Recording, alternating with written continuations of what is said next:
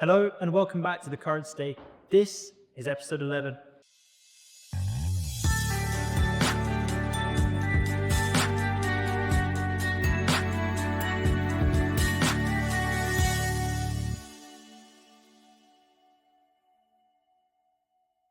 My name is Drew. As always, to my left, I have Custom. How are you today? I'm great. Good to be back with another episode. Which we didn't have one last week. Sorry about that. But we're back this week with special guest Vihaan. How are you doing, Viv? I'm getting thanks, Kasim. Thanks for having me. No worries, man. We're on the time here with Shay. But today, I say, Yeah, I mean, this is someone who has been accepted into Oxford, so I laugh. So we have someone who is very knowledgeable, we're privileged to have him. Also, he was the former head of Follic Society at one school, so we know he is going to bring great insight to all these topics. So yeah, very great guest we have, and Also, some very interesting topics we have to talk about today. Yeah, no, 100%. We know we got a very interesting one to start off with, which is Iran. And, something that's very important in the kind of context of the world right now, what you say. yeah, 100%. I mean, Iran has been the country very significant geopolitical importance to the United States, of course, because they have been probably Israel's main enemy whenever you talk about Middle East, and Israel is one of the closest allies to the United States. And in order to protect geopolitical importance of the United States in the Middle East, Iran is a threat there future-wise. So if you look at Trump's first presidential term, there was very heavy focus on making sure Iran doesn't get nuclear weapons or have any ties to use nuclear weapons. And now you can see it as well, because obviously there's been a threat of Trump intervening militarily because of obviously protests. So yeah, I think so.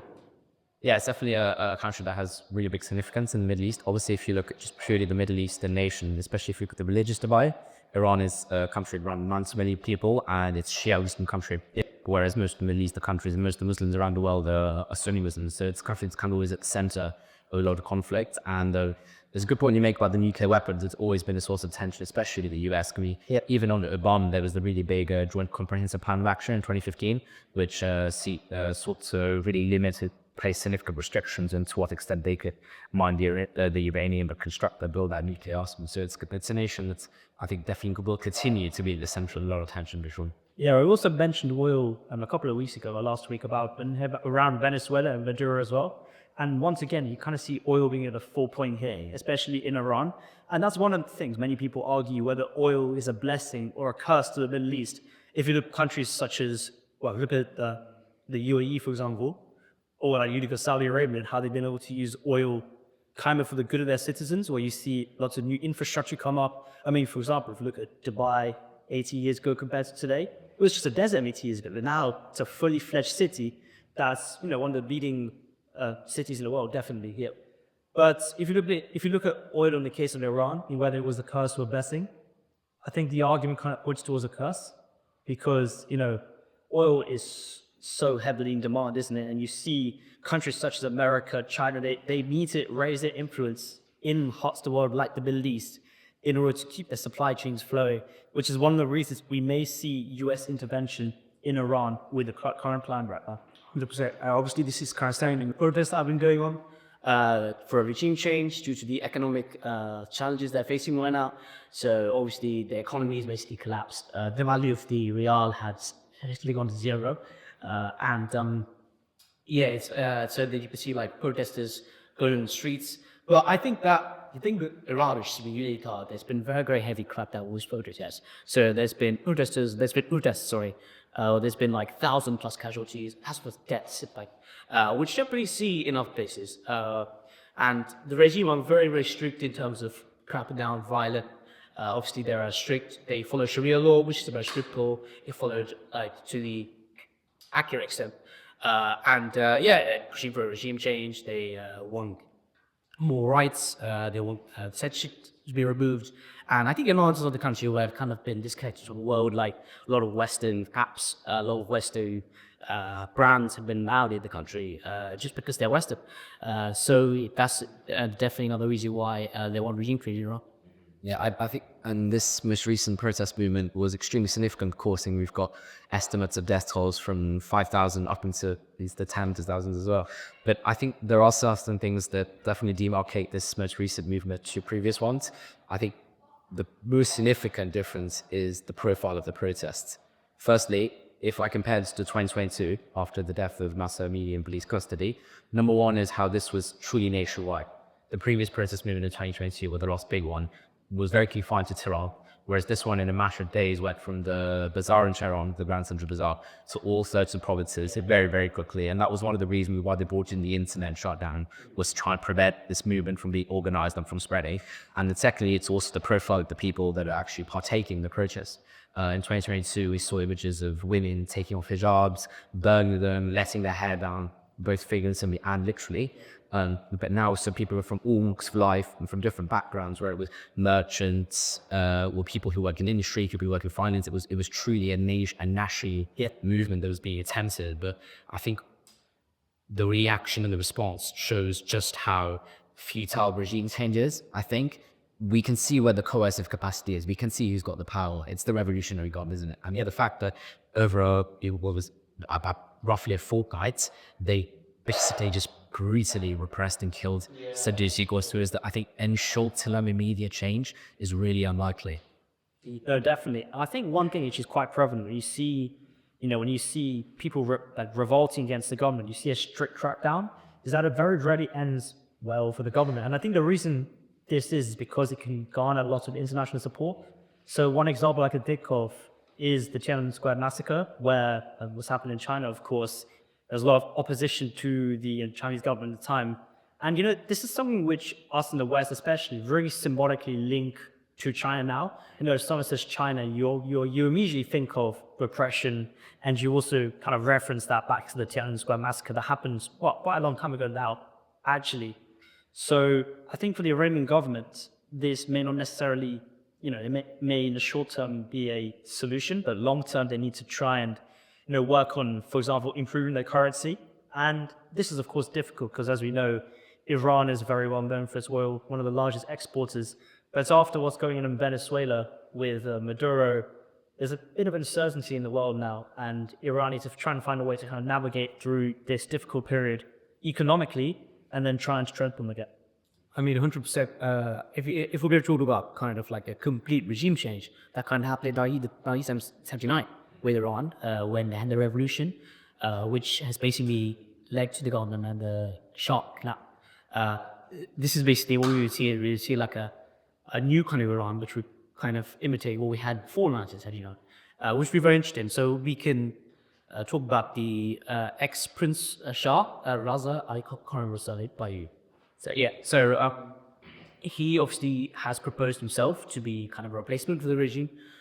He's saying like he would change Iran in terms of like freedom of speech. And he's basically being everything like the protesters want, which certainly can be very effective. Obviously, he's exiled now, so probably largely in the country. And also he said like he will fully kind of associate himself with diplomatic being the West, form ties with United States, Israel. So a much like a very big contrast to what Iran is now, what could happen. So it will be very interesting to see what happens if there actually is, if the like Suella, I guess, regime collapses. I would be very, very interested to see. Do you guys have any opinions on if we think whether that be the long term or short term? Would you think there will be a collapse of the regime, or is it? Well, I think it's definitely something we stop thinking about. The Ali Khamenei, he's 86 years old now, so he hasn't got too much time left on his side. And I think to what about which model of governance would suit Iran the less. The issue with the Shah is it depends kind of how much people buy into the religious ideas, because the 1979 revolution was a clerical revolution. It was launched by his really traditional conservative Shia Muslims who felt that the Shah's alignment with the West had foregone what Iranians, their values should be, which are obviously very centered around Islam and centered around their faith. But a lot of people had more positive memories of that because it was a period of really strong economic growth. It was a period where Iran was not a pariah that it is today on the international stage. So, and standard of living, generally speaking, was better than it is today, I think we could say. So there's two sides of the coin. I think probably the most likely outcome once the Khomeini dies, if there is some kind of action and there's no successor in place, is that there'll be one of the military generals, probably the commander of the Revolutionary Guard, will assume responsibility and they will form some kind of military junta-style government there. I don't see much opportunity for like an interim and then elections. I just need it's going to turn into a power grab. And I forget his name because the previous one died last year in the 12 Days War. But I think the commander of the Revolutionary Guard is just going to grab power when he sees it. All right, that was an interesting discussion, definitely. We're going to move on now to more Donald Trump and the Board of Peace. And I'm going to start off with a quote that came out of a recent speech of his. Together we're in a position to end decades of suffering, stop generations of hatred and bloodshed, and forge a beautiful, everlasting, and glorious peace for that region and the whole region of the world. Do you think the Board of Peace will make this happen? Definitely not. I think the Board of Peace has got a lot of work to do in terms of global kind of peace solver. Obviously, it's not even had it's got around 40 countries already in it, loads more. Although, I mean, if it's going to be focused on global peace, I think it's very likely. However, the initial aim of the Board of Peace was kind of to be an overview of what's going on in Gaza and the ceasefire there. And obviously, a lot of the countries that now joined the Board of Peace have been countries in the Middle East or countries who are concerned, specifically Gaza. So, for example, Egypt, Saudi Arabia, Pakistan, and Turkey, for example, they will join. Israel is also joining. So, if you want to talk about Gaza, I think maybe it could be a global peace and effectively this could be seen as a rival to the UAE issues. Obviously, Trump has said it could work in conjunction, but if you're looking at it honestly, this is going to be something that Trump's going to use because obviously the system of the United Nations has been criticized by in the love ties. I'm sure that it's going to be seen as something that is going to be kind of like a setup, like a rival to the issues. Yeah, he's got big issues with the UN, Trump. You remember at the General Assembly, his speech where he ranted about how it's just a horrific organization. But I do think that this is focused on short-term deal-making, is focused on very temporary solutions. But I think the aim of peace, and like you used in the quote about ending centuries of hatred and bloodshed, if you want to do that, you can't be so focused on the short-term. It needs to be, you need to have this focus on multilateralism. You need to have a focus on bringing in as many people and thinking about what the future looks like, be it in governments, be it for the people in the war-torn areas or people who were affected by conflicts. This is very polarized, therefore it's very volatile. We know he's a very unpredictable character. He's someone who on foreign policy just seems to swing back and forth and oscillates. 1 second he wants to take over, the next he's like, I'm not going to use force. So it definitely goes back and forth. It's a good point you made about countries joining. I think that's one of the biggest weaknesses is a board of peace filled with heads of state and countries who have histories of human rights abuses and corruption. I'm not saying any country is perfect, of course, but it just seems to me that if we want this to be a durable, legitimate, credible organization, it needs to expand and he needs to relinquish some of the control that he's assumed as the president and the powers that he's undertaken. Yep. Yeah, I mean, you mentioned the short-term solution, and I definitely agree with you on that. So, for example, Trump claims to have solved the conflict in Gaza. He claimed to have done that a few months ago with his kind of peace, as a plan for peace. And obviously, reports emerged through that, and the two kind of regions are still at conflict. Probably not worked. You can kind of see that as an example of a short-term solution, but that only worked, obviously, for a couple of days. And looking at the control Donald Trump has over this, I kind of see some more malicious, like a slightly more malicious intent from him over the Board of Peace, where if you look at the people who are kind of on the board, and I'll give 2 examples here, Secretary of State Mark Rubio, and also his son-in-law are on the Board of Peace. And also, if you look at, so Trump is obviously the president of the Board of Peace, and he has a life sentence, and he himself can choose what to step down. That when his presidency ends, he doesn't have to step down or relinquish control of the Board of Peace as well. He can kind of keep going. And I think that for him, this is a way of kind of staying in political power for as long as possible for the rest of his life. Because obviously, we all know that he's trying to change the constitution, trying to stay on for more terms, more than 2 is allowed. Yeah. But, this is a kind of guaranteed way for him now to have some form of global influence that goes beyond that president's office in America.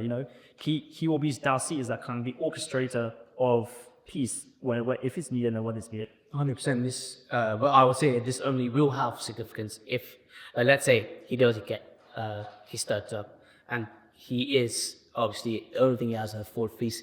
This is only going to be significant if fourth peace gets traction and is seen as something that's more significant at the United Nations. Also because and that he's just not really a big player both in geopolitics. However, obviously, if you're talking about how some of the countries that have joined, obviously, now basically no European countries have joined except from the somewhat closely allied with United States, Orban, and obviously Lukashenko from Belarus, he accepted, which a lot of European countries have frowned upon when they like the mere kind of idea of inviting Belarus or Russia to a global peace kind of organization has not really, they haven't really liked the idea, so that's why There's no border peace that doesn't seem to really like peace too much. no, 100%. Not even just that. Like China has been invited. A lot of I think even maybe some of those countries who have been associated with terrorism invited. So, I mean, it does raise question marks as to whether this organization can truly cover all aspects of the world, because I think that would be very, very unlikely. But obviously, I think if something is gas and because it could work. But I think this is kind of Trump just trying to assume more power. You could also see, for example, puppets of Trump, like for example in Argentina, Javier Milei is skeptic. So I feel like this is a lot of Trump's allies kind of just forming this kind of organization that's really important for the national security interests of these countries. You mentioned Europe, actually. I do still feel like it's likely that you'll see some European countries in some form or another join in the coming years, not necessarily now. Obviously, we've seen that Spain have rejected the proposal for them to join. Britain, at the moment, was unlikely to join as well. France, the same situation. But the truth is, Europe is so heavily reliant on America, and they have been since the end of the Second World War. Obviously, following the end of the Second World War, the massive pancake to effect where America, well, they basically loaned billions of dollars to these European countries. So I guess these European countries in some way still feel indebted to America, and thus they slightly closely align their politics and the way of doing things with the kind of American traditional way as well. So because these European countries are so closely aligned with America and they kind of shun the rest of the world, like the East or like Russia, China, for example, because they're so closely aligned with America, Trump has a lot of leverage he can use to try and convince these countries to join the Board of Peace. And especially when you come near the end of his term, where he wants to consolidate as much power as possible and strengthen the Board of Peace so that when he does step down, if he does, he has as many countries in it as possible. He might find a way to kind of force, I guess, these European countries to join.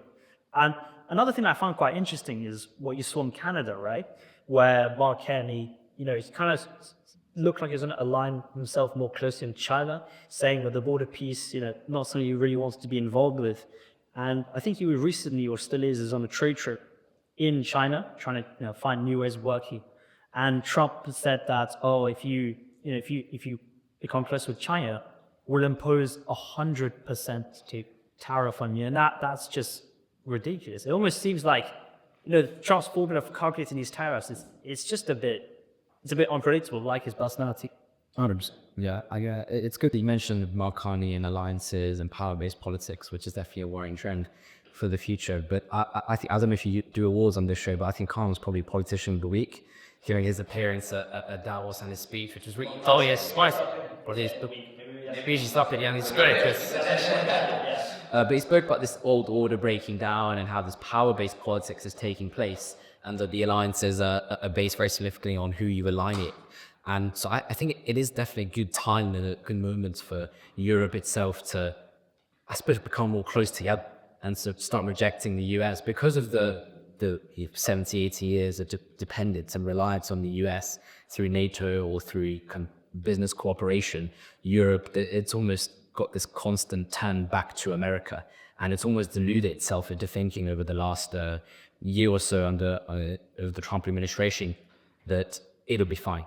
It's only temporary. He'll come back to us. Everything will be okay. And it's something that actually, I think it was about 2 weeks ago, President Macron in France said in his speech. He's been very pro-EU, and he's trying very hard since 2017 to really get the European Union to be really consolidated together. But he basically put very clearly that the US is no longer there for Europe. He put very simply in black and white.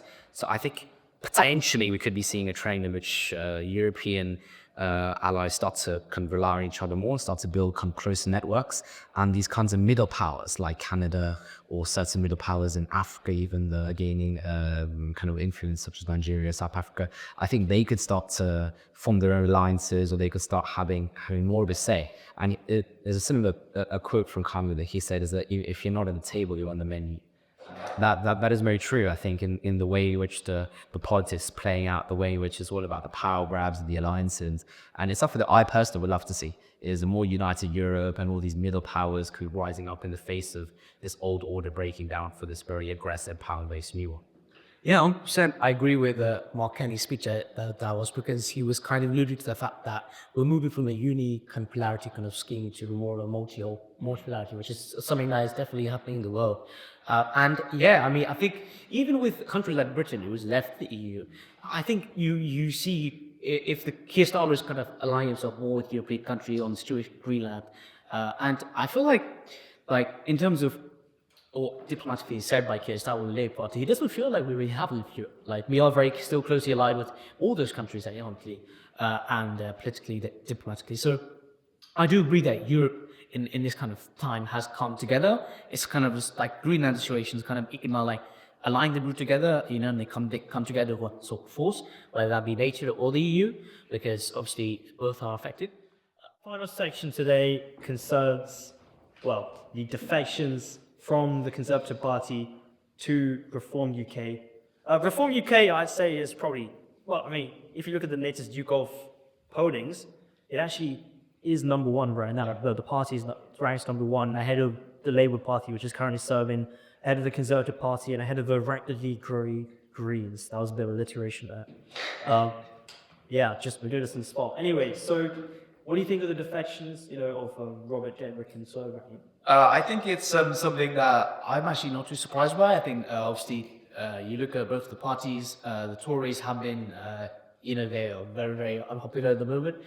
They had a very, very long spell of prime ministers, I think around 14 years or something like that. And we didn't really see much benefit over those years, obviously with Brexit and in the end, which is now we look at it, we see it's obviously been a big mistake. The country, and I think that you know their unpopularity is growing. I think Carrie Barrow isn't helping.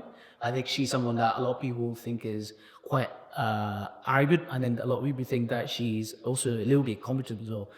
So I think the popularity of the Tories is growing, and the chances of them being a big party in the next election is also decreasing a lot. So I think that when Tories look at where can I go next, where can I eat next. Or if we just talk about Robert Jenwrick, you know, that he had a role with Kenny Barrow, but I think Kenny Barrow caught him talking to a former party member, and this is exactly why this has happened, because Robert Jenwrick wants to leave. I think through the reforms, he was like the next destination. They become the Labour that could change that little ideology, and they've been a rivalry of Labour for so long now. Reform is the only alternative. I mean, unless you want to stay up politics, you all go to reform, isn't it? Yeah, how popular reform is becoming, you want to jump on the background, you know, you want to see cost get quite slight. This is good. Picking up your headline, Carson Munro joins the FEX to reform UK. Is this big party membership? But yeah, I mean, I'm surprised that people joining all of them. Yeah, I think you make a good point about the alternative. I think the best word to describe the situation is realignment. When you look at kind of the right wing in British politics, I think there definitely is this kind of shift, and Reform is trying to be the new face of those who are slightly more conservative and those who were previously Tory voters and who are now, you know, remain kind of slightly right-leaning. Definitely this week in the Conservatives for sure. And you look at just this new year, in the last 3 or so weeks, they lost 4 high-profile Conservatives. KFU had shadow roles and were in government too. So it's definitely a hit to their credibility. And in many ways, I think from Reform's perspective, it's going to boost their own credibility. When you are a party that's relatively new, as they are, and you're trying to kind of make waves and trying to make a name for yourself on the scene and kind of break this traditional Tory conservative gridlock and hold that's been on British politics for so long, you need credibility, you need to establish yourself. And this really helps to bring in high profile, very obviously right-wing figures, as we know Braveman and Jenwrick are, who have experience in government, who can help run the local councils that they won in May 2025 last year. then it's something that they can then use as a springboard for their campaign of a general election, and something that could potentially serve as a really useful propaganda tool for them. And they're already bulking it with these defections, using them and manipulating them. And so I think it's definitely a big win for reform. And I think Kenya is definitely scrambling to see what she can do to kind of rebrand the Conservatives. I think this will probably pressure in one direction. I think now she'll start being even more clearer. I think what's the best way out, or saving grace for the Tories, would be on most of the policy fronts to identify really clear policy and make sure that people are aware of that, because I think people are a little bit confused as to what the Tories stand for. In a way, with all this rise of reform and high-profile Tories leading the party, people are like, okay, what did the Tories stand for? And I think Kerry Braveman needs to make that clear really quickly. Where do they stand with each of the policies? What are they going to do? And what are the big mistakes that the Labour government is making? That's why I did wish I saw budget. And that's why I slightly disagree about your point about Kerry Braveman, but I think she's actually improved. I think a lot of the ways that she's picking up on Labour, the lot of ways she's responding to Parliament, to their measures, and most notably the budget, is really, really impressive. Like, at the budget, she was ruthless. Oh, I agree. Her speech at the budget, she ripped it here somewhat, and I agree. But I was more told he did it really well. Okay, yeah, fine. But I think definitely they're left with that as their only option. But reform, as I said, all the momentum does seem to be with them. And it's really left to see what more damage they can use the Tories. I mean, to be honest, this is really just the epitome of the fall from grace in the Conservative Party, isn't it? Especially because they were in power for so long. And, you know, if they've kind of always become like a no party to Keir Starmer. They oppose them on pretty much all policies, unless it's something very blatant and very obvious. You know, we see Kemi Badenoch on the other side. Example of this could be China today, where obviously Keir Starmer is visiting there, Kemi Badenoch firmly on the other side. And just something you see with pretty much every single one of the Labour policies that come out, or the Labour shifts. But they're talking about the fall of grace from the Conservative Party. I think this really started, as Carsten mentioned earlier, with David Cameron and Brexit. And, you know, the way it was kind of taken to a referendum, and people voted to leave the EU when perhaps they weren't supplied as much information as they potentially could have had. You know, that wasn't the most logical and straightforward decision, you know, to leave the EU, which, you know, had kind of become such an integral part of British economic success up until that point. And then obviously following that, you can't really blame the Conservative Party for this, but COVID, you know, that kind of period there, where in a number of ways they responded quite well, where people lost faith in the party, especially following Partygate, you know, with Boris Johnson. And, you know, Boris Johnson, as, you know, the decisions that were made in that period of time were not necessarily bad. The kind of figure Boris Johnson was, you know, he was a bit of a fun kind of jovial figure. Often, you know, he's quite, you know, just kind of, he used to banter quite a lot to kind of make sense. But then it was pretty difficult time, wasn't it, with COVID, you know, dying, and, you know, the actions, your Partygate was a massive stain, and then what happened next, Liz Truss, you know, that wasn't an improvement by any means. She didn't even manage to last a cabbage. What was it, cabbage or lettuce? I think it was lettuce. It was lettuce. Yeah. She couldn't even outlast lettuce. So, you know, that kind of propaganda really turned rich people away. And then finally, Rishi Sunak, who wasn't necessarily, I don't think, a bad politician. You know, even especially during COVID, he made a number of very good economical decisions, and especially in his time as Prime Minister. But by then, I believe the damage had already been done. You know, people were already unhappy with the Conservative Party. And at the next opportunity they got, they voted Keir Starmer in. And this is where Labour kind of comes to the focus, right? Because I think a reason people are unhappy with Keir Starmer isn't necessarily his bad decision-making or his political skills, right? It's just the fact that people see him as so uninspiring. You know, he just kind of... A great example of this is when Donald Trump was basically attacking London mayor and the mayor of London, and he was just kind of like nervously just kind of like sitting there, nodding along. He's like, he's a close friend of mine. When he did really stand out from a defender. If we look at the great politicians in their history, not just of Britain, of the world, and I'm thinking of people who really stand out of such as Winston Churchill, such as Barack Obama in recent times, where above all, they're so inspiring. If you listen to one of their speeches, you feel excited. You feel like you believe what they're saying. anytime Keir Starmer has made a speech, he's never really managed to generate the same kind of reaction.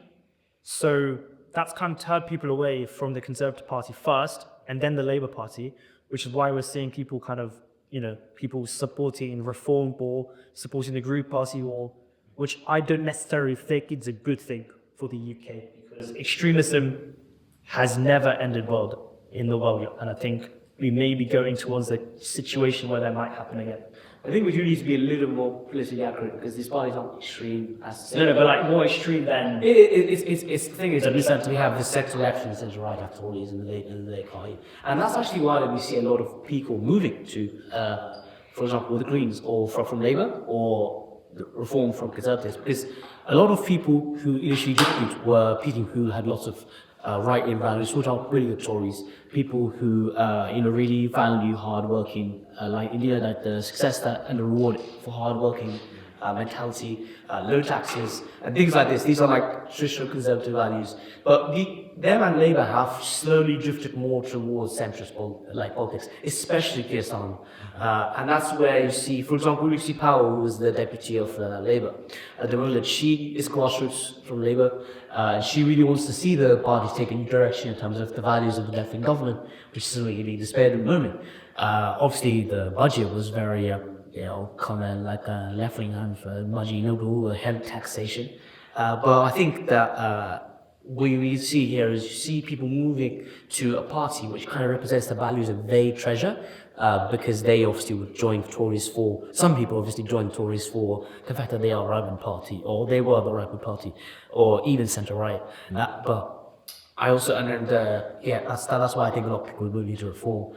And then you've also got to look with Labour, you've got to look at what's going on inside the party with Andy Burnham. So obviously he wanted to run as MP. He's somebody who's got a lot of popularity in Manchester.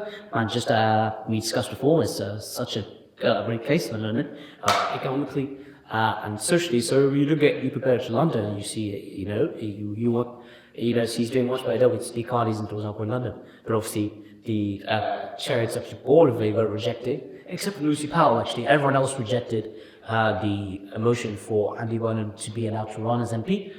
You can see Keir Starmer kind of needs to consolidate his power, right? Because there is really much left for Labour at the moment. They have a civil war kind of that's going on in Labour at the moment. That kind of breaks out. Then it's going to be more likely for Reform to take charge. Another reason why a lot of people are doing Reform. So I think that's got a very cyclical scope. And you look at every party, they're all interconnected. So I did mention.